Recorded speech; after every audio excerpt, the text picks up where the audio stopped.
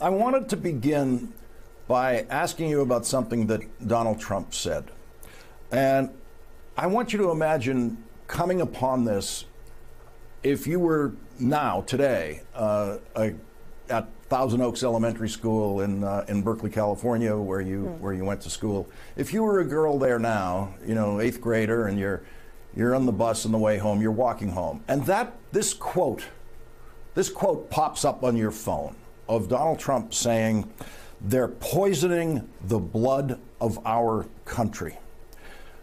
When you got home after reading that, what would you say to your mother? He's talking about your blood.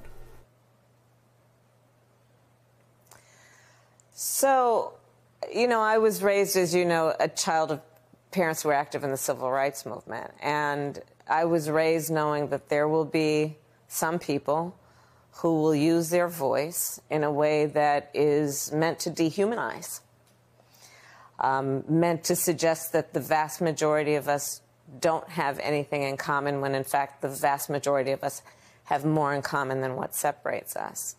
And I would interpret it, I think, then as I do now, which it is language that is meant to divide us.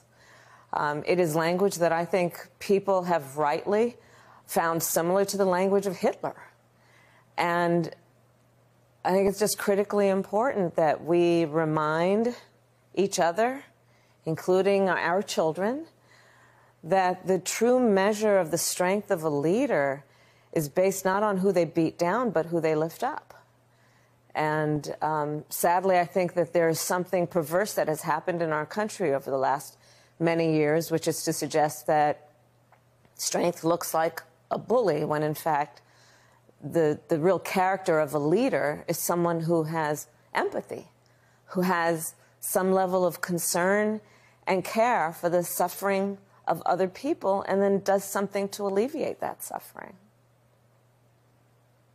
And both of your parents were immigrants. Your mother is no longer with us. What do you suppose she would say, hearing Donald Trump say that about her?